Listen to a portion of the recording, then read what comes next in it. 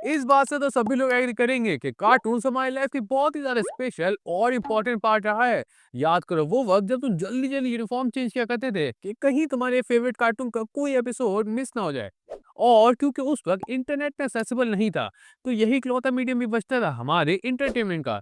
लेकिन जब आजकल के बच्चों से पूछता हूँ तो मोस्टली उन्हें कार्टून ज्यादा नहीं पसंद। वो या तो गोजो सतोरू के फैन है या फिर। अगर मैं गुस्सा हो गई तो तुम क्या करोगे? और इसीलिए आज मैं डिस्कस करने वाला हूँ व्हाई कार्टून्स चेंज।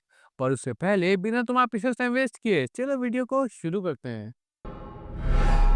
पुराने cartoons like Scooby Doo, Thunder Cats, Powerpuff Girls और लेजेंडरी शो बेन 10 कोई बहुत ज्यादा हैवी आर्ट स्टाइल के साथ नहीं आते थे। एक मिनिमल बट रियलिस्टिक सा आर्ट स्टाइल हुआ करता था जिसमें बेरली आपको कॉस्ट्यूम डिजाइन देखने को मिलते थे। लेकिन वो इतने अनएडवांस होने के बाद भी उस जनरेशन के हिसाब से काफी ज्यादा अच्छा था। लाइक स्कूबी डू को ही ले लो, थ्रू आउट द टाइम इस शो में कई सारे मेजर लेकिन एक्सेप्टेबल चेंजेस आए इसके आर्ट स्टाइल को लेकर। कभी आर्ट स्टाइल थोड़ा बहुत पॉलिश होती थी तो कभी 3D शैडो भी देखने को मिलता था, लेकिन वो बेरेबल था क्योंकि वो उस स्टोरी को कॉम्प्लीमेंट भी करता था। बट जब से बिल्कुल स्कूबी डू देखा मुझे यार तरस आने लग गया आजकल के बच्चों पर। बेचारों कैसी वाहियात चीजों से गुजरना पड़ता है। लाइक तुम खुद ही देख लो, ऐसा लग रहा है किसी ने कच्चे अंडे में गांजा मिला के पिला दिया हो। कोई सेंस है इस बात की? हमें बहुत लग रही थी उस टाइम। या फिर अवर मोस्ट लेजेंडरी कार्टून बेन 10। अब बेन 10 किसी शो से ज्यादा एक इमोशन है क्योंकि लड़का अपने साथ ही बड़ा हुआ है। एक वॉच है जिससे वो एलियस में बदल सकता है। सोचो कितना ज्यादा कूल था, लेकिन फिर भी कायगिन उसका काट देती है। अभी तो छुट्टियां बाकी हैं, हम दोबारा भी मिल सकते हैं। बात सुनो बेन, वैसे तुम हो एक अच्छे लड़के, मगर तुम मेरे टाइप के नहीं हो। जिससे एक चीज कंफर्म होती है, कूलनेस इज टेम्पररी बट कटना इज परमानेंट। हम आज स्टाइल की बात कर रहे थे। क्लासिक के बाद एलियन फोर्स और फिर अल्टीमेट एलियन एक तरह का पीक शो था कार्टून नेटवर्क का। और क्योंकि वो सीरियस टोन को फॉलो करता था, मैंने कहा सीरियस, तो वो आज भी मैच्योर ऑडियंस के बीच में एक रिस्पेक्टफुल जगह रखता है। बट बेन 10 रिबूट को देख के लगता है मानो जैसे डायपर पहनने वाले बच्चों के बनाया है। अभी उठेंगे और बेबी शुडू करते करते बेन 10 लगा देंगे। नहीं नहीं, हमारे पास उसके लिए वक्त नहीं होगा। मैंने बताया था ना कल सुबह का शेड्यूल बहुत। नहीं, ऐसा नहीं होता गधो, कब समझोगे? जबरदस्ती की बड़ी बड़ी आंखें, गूफी डिजाइन और वाइब्रेंट कलर से तुम उन्हीं बच्चों को टारगेट करते हो। उफ। वेल, मैं जानता हूँ कि मैंने ओमनिबस को पॉइंट आउट नहीं किया क्योंकि यार वो मुझे पसंद है, सिंपल। और इससे पहले कि तुम लोग मुझे बहुत सारी गालियां देना शुरू करो, चलो बढ़ते अपने वीडियो के नेक्स्ट पॉइंट की तरफ, जो कि है Yesterday is history. Tomorrow is a mystery, but today is a gift. That is why it is called the present.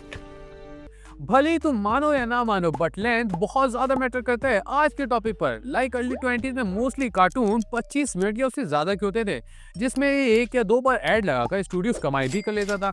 और मोस्टली वो ऐड ब्रेक या वक्फा आसान लफ्जों में एक ऐसे क्रूशियल पॉइंट में आता था कि बंदा पैड में हक दे लेकिन टीवी के पास से ना हटे। और सोने में सुहागा ऐसा कि उस ऐड ब्रेक को चैनल वाले गेम में बदल देते थे, लाइक पोकेमॉन। ये कौन सा पोकेमॉन है? अब मेरे को घंटे का फर्क नहीं पड़ता कि कौन सा पोकेमॉन है, जल्दी से एपिसोड शुरू कर, यहाँ प्रेशर बन रहा है। लेकिन आजकल की reboot series Ben 10 11 minutes, Powerpuff Girls 11 minutes, Thundercat shorts 11 minutes, बिल्कुल स्कूबी डू 22 मिनट्स। 22 मिनट्स इसको तो यार 3 मिनट होने चाहिए या शायद 2, बल्कि इसको तो होना ही नहीं चाहिए।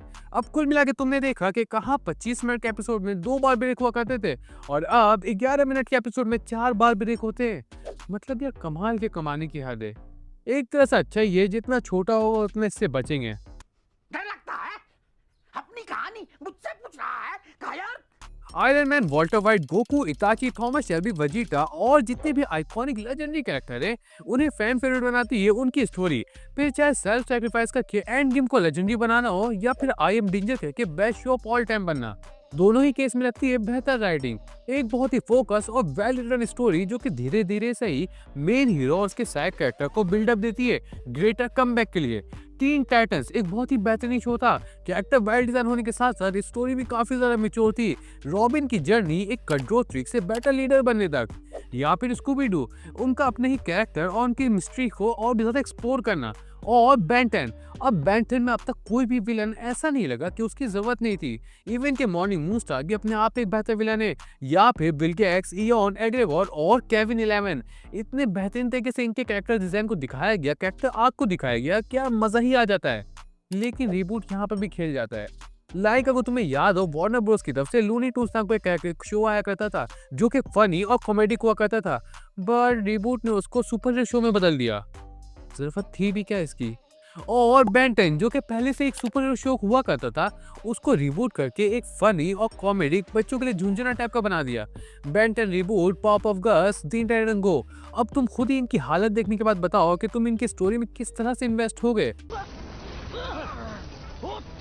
मुझे ऐसा नहीं लगता। याद है मुझे थंडरकैट का एक रिबूट आया था जिसके विजुअल्स इतने ज्यादा कमाल के थे कि उस वक्त कोई भी दूसरा शो जैसा कुछ भी नहीं ला रहा था, और स्टोरी इतनी ज्यादा रिच के मानो जैसे जापानीज एनिमे देख रहे हो। Class diversity, ground reality, hierarchy, look discrimination और इस तरह के कई सारे ऐसे मेजर टॉपिक्स थे उसने जो डिस्कस किए थे, या मुझे बताते बताते ऑर्गेजम आ जाए। बट अनफॉर्चुनेटली 52 एपिसोड के प्लान को 26 एपिसोड में कैंसिल करना पड़ा due to lack of viewership. जैसा कि हम जानते हैं हर अच्छी चीज के खत्म हो जाने के बाद हम उसकी रिस्पेक्ट करते हैं। एक और शो है स्कूबी डू मिस्ट्री इनकॉर्पोरेटेड। मेरी नजर में शायद अब तक का सबसे बेस्ट स्कूबी डू शो था उन ऑडियंस के लिए जो बचपन से स्कूबी डू देखते आ रहे हैं और अब अपनी बढ़ती एज के साथ उसी कार्टून में थोड़ी बहुत मैच्योरिटी भी मांग रहे हो। और इसके अलावा duck test, Tom and Jerry कुछ ऐसे गुड रिबूट्स है जिन्हें मैं अपनी गुड लिस्ट में रखता हूँ और तुम्हें भी देखना चाहिए अगर तुम इस तरह के रिबूट्स वाले चक्कर से तंग आ चुके हो तो। इसी के साथ वीडियो को रैप अप करते हैं ये जानते हुए कि हमारी ऑडियंस कौन सी है, क्योंकि आखिर में कमाना पैसे ही है, चैरिटी पे कार्टून थोड़ी बनते हैं। और अगर तुम सिर्फ YouTube पर ही व्यूज को देखोगे तो तुम्हें ये अंदाजा होगा कि ये एरा यंगर ऑडियंस का है और स्टूडियोज बस वक्त के साथ साथ चल रही है ताकि उनका धंधा पानी चलता रहे। That's all from my side guys. अगर तुम्हें वीडियो पसंद आई हो तो फिर लाइक शेयर और सब्सक्राइब कर देना जो कि तुम्हारा काम है, और अपना ओपिनियन कमेंट में जरूर शेयर करना इस टॉपिक के बारे में, मेरे चैनल के बारे में और वीडियो के बारे में कि क्या सही हो और क्या सही हो सकता है। और अगर कोई अच्छा टॉपिक दिमाग में हो तो कमेंट में बता देना। मैं मिलूंगा किसी और दिन किसी और वीडियो में, तब तक के लिए बाय बाय।